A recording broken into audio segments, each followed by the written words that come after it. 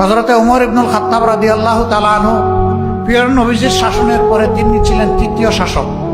দ্বিতীয় ছিলেন আবু বকর সিদ্দিক রাদিয়াল্লাহু তাআলা আনহু। তৃতীয় ব্যক্তি হযরতে ওমর ইবনুল খাত্তাব রাদিয়াল্লাহু তাআলা আনহু। তার শাসনামলে রাজ্যের প্রয়োজন মেটানোর জন্য যাকাত নেওয়া হতো। এক সময় এটা সাফিসিয়েন্ট হয়ে গেল।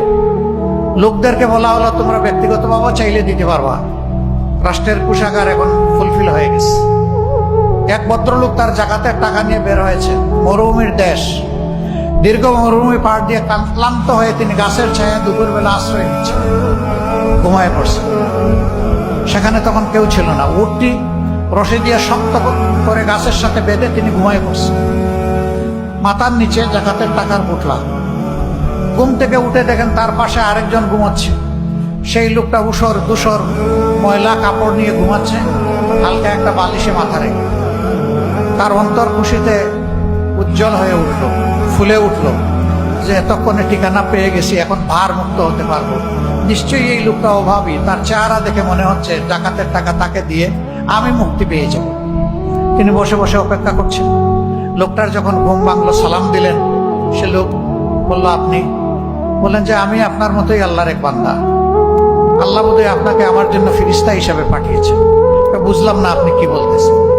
ভাই, আমি কিছু জাকাতের অর্থ নিয়ে কয়েকদিন ধরে ঘুরছি, কিন্তু কোনো ঠিকানা খুঁজে পাচ্ছি না। কারে দিব, কে নিবে? যারে বলি হেই নেয় না। এখন আপনাকে দেখে মনে হয়েছে আপনার হয়তো বা কিছু প্রয়োজন আছে, আল্লাহ এইভাবে আপনাকে দিয়ে আমাকে সাহায্য করছেন, আমাকে মুক্ত করবেন। ভাই, আপনার যে দশা আমারটা আরো খারাপ। আমি তো 15 দিন ধরে ঘুরতেছি, এই জন্য আমার চেহারার এই অবস্থা। আমার পুটলায়ও জাকাতের টাকা। That was the scenery. কেন হয়েছিল? সেখানে সমাজে ন্যায় বিচার কায়েম হয়েছিল।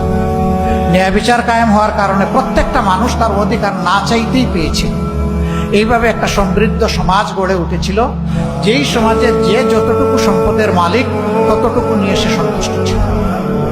আরেকজনের সম্পদের দিকে সে দৃষ্টি দেয়নি। আমাদের আফসোস, আমি সবার কথা বলছি না, কিন্তু সাধারণ মানুষ, সমাজের অতি সাধারণ মানুষ সমাজের বড় ক্ষতি করে না ভাই।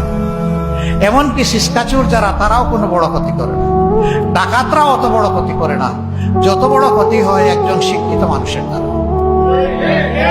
সকল শিক্ষিত মানুষ না, কিছু শিক্ষিত মানুষের দ্বারা তাদের কলমের কুচায় জাতির কপাল এদিক থেকে ওদিকে ঢলে পড়ে। কেন? এটা ওই যে শিক্ষা ব্যবস্থা দুষ্ট হওয়ার কারণে। আমরা এমন শিক্ষা আমাদের সন্তানদের হাতে তুলে দিতে চাই, যেই শিক্ষায় তারা একদিকে মানবিক মানুষ হিসেবে গড়ে উঠবে, আর একদিকে দুনিয়ার সর্বোচ্চ একজন স্কিল দক্ষ মানুষ হিসাবে সে গড়ে উঠবে।